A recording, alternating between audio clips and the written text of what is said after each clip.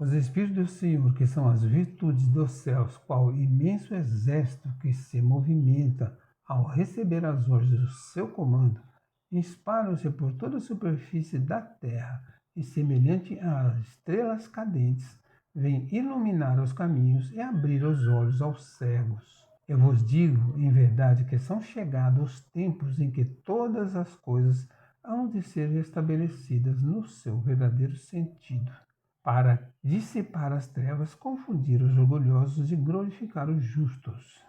As grandes vozes do céu ressoam como sons de trombetas, e os cânticos dos anjos se lhes associam. Nós vos convidamos a vós, homens, para o divino concerto. Tomai a lira, fazei uníssonas as vossas vozes, e que, num hino sagrado, elas se estendam e repercutam de um extremo a outro do universo. Homens, irmãos, aqui amamos, aqui estamos juntos de vós. Amai-vos também uns aos outros e dizei do fundo do coração, fazendo as vontades do Pai que está no céu. Senhor, Senhor, e podereis entrar no reino dos céus. Espírito de verdade. Evangelho de Jesus segundo o Espiritismo, capítulo 8. Bem-aventurados os que têm puro o coração. E vamos lá nos itens 18 e 19. Instruções dos Espíritos. Deixai que venham a mim as criancinhas. No item 18, disse o Cristo: deixai que venham a mim as criancinhas. Profunda em sua simplicidade, essas palavras não continham um simples chamamento dirigido às crianças, mas também o das almas que gravitam nas regiões inferiores, onde o infortúnio desconhece a esperança. Jesus chamava a si a infância intelectual da criatura formada, os fracos, os escravizados e os viciosos. Ele nada podia ensinar à infância física presa à matéria, submetida ao jugo do instinto, ainda não incluída na categoria superior da razão e da vontade que se exercem em torno dela e por ela. Queria que os homens a ele fossem com a confiança daqueles entezinhos de passos vacilantes, cujo chamamento conquistava para o seu coração o coração das mulheres, que são todas mães. Submetia assim às almas a sua terna e misteriosa autoridade. Ele foi o facho que ilumina as trevas, a claridade matinal que toca a despertar. Foi o indicador do Espiritismo que a seu turno atrairá para ele não as criancinhas, mas os homens de boa vontade. Está empenhada a ação viril. Já não se trata de crer instintivamente, nem de obedecer maquinalmente. É preciso que o homem siga a lei inteligente que se lhe revela na sua universalidade. Meus bens amados, são chegados os tempos em que, explicados, os erros se tornarão verdades. Ensinar-vos-emos o sentido exato das parábolas e vos mostraremos a forte correlação que existe entre o que foi e o que é. Digo-vos, em verdade, a manifestação espírita avulta no horizonte, e aqui está o seu enviado, que vai resplandecer como o sol no cume dos montes. João Evangelista, Paris, 1863. Então, a quem mais se referiu Jesus com o termo criancinhas, além de se reportar a estas propriamente? Referiu-se principalmente aos infelizes, fracos, escravizados e viciados de qualquer idade, porquanto são estes os que mais carecem de auxílio. Jesus chamava a si a infância intelectual da criatura formada. O que pretendia Jesus com o chamamento "deixai que venham a mim as criancinhas"? Jesus propôs que se dirigissem a ele com esperança e confiança todos aqueles que, quais frágeis e indefesas crianças necessitassem do seu amparo, pois nele encontrariam acolhida. Queria que os homens a ele fossem com a confiança daqueles entezinhos de passos vacilantes, cujo chamamento conquistava para o seu coração o coração das mulheres, que são todas mães. Que papel desempenha o Espiritismo com relação aos ensinamentos do Cristo? O Espiritismo vem cumprir a promessa de Jesus, esclarecendo-nos o sentido exato de suas parábolas, abrindo novos horizontes para a descoberta das verdades eternas inscritas em seu Evangelho.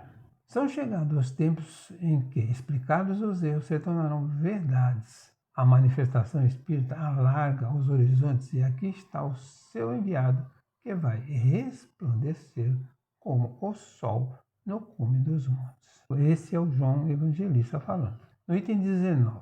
Deixai venham a minhas criancinhas, pois tenho o leite que fortalece os fracos. Deixai venham a mim todos os que, tímidos e débeis, necessitam de amparo e consolação. Deixai venham a mim os ignorantes, para que eu os esclareça. Deixai venham a mim todos os que sofrem a multidão dos aflitos e dos infortunados. Eu lhes ensinarei o grande remédio que suaviza os males da vida e lhes revelarei o segredo da cura de suas feridas. Qual é, meus amigos, esse bálsamo soberano que possui tão grande virtude que se aplica a todas as chagas do coração e as cicatriza? É o amor, é a caridade. Se possuís esse fogo divino, que é e o que poderei temeis? Direis a todos os instantes de vossa vida: meu Pai, que a tua vontade se faça e não a minha. Se te apraz experimentar-me pela dor, pelas tribulações, bendito sejas, porquanto é para meu bem, eu o sei, que a tua mão sobre mim se abate. Se tendes amor, possuís tudo o que há de desagradável na terra, possuís preciosíssima pérola, que nem os acontecimentos, nem as maldades do que vos odeiam e persigam poderão arrebatar. Se tendes amor, tereis colocado o vosso tesouro lá onde os vermes e a ferrugem não o podem atacar, e vereis apagar-se da vossa alma tudo o que seja capaz de lhe conspurcar a pureza. Sentireis diminuir dia a dia o peso da matéria, e, qual pássaro que adeja nos ares e já não se lembra da terra, subireis continuamente, subireis sempre, até que vossa alma, inebriada, se farte do seu elemento de vida no seio do Senhor. Um espírito protetor, Bordeaux, 1861. Qual é a essência do ensinamento estudado nesse trecho? O amor e a caridade que constitui o bálsamo suavizante e cicatrizante de todas as chagas morais de que somos portadores. Se possuís esse fogo divino, o que podereis temer? Como conseguir esses veículos de felicidade? Destruindo primeiramente o foco maior e causador de toda a nossa degradação moral, o orgulho, depois agindo consoantemente a recomendação e o exemplo do Cristo. Em resumo, tornando-nos quais criancinhas no dizer de Jesus. Ninguém pode doar amor e praticar a caridade sem antes tornar-se humilde ante os desígnios de Deus. Por que razão ainda nos mantemos arredio a essa conquista? Porque a nossa vontade ainda não é suficiente o bastante para fazer com que germine a semente do amor que trazemos conosco e que só frutifica com muito empenho nosso em prol do seu cultivo. Mas faze que o amor divino não lhe fique amordorrado na alma, que incessantemente faça subir aos teus pés o testemunho do seu reconhecimento. Conclusão. O termo criancinha se estende aos infelizes fracos escravizados e viciados de qualquer idade, aos quais Jesus concita a atenção e a benevolência dos homens e para os quais promete ele o consolo e amparo de que são carentes. Para Deus, nosso Pai, somos ainda crianças espirituais carentes de amor e orientação. Encerramos aqui uma parte do capítulo 8. Bem-aventurados os que têm o coração puro.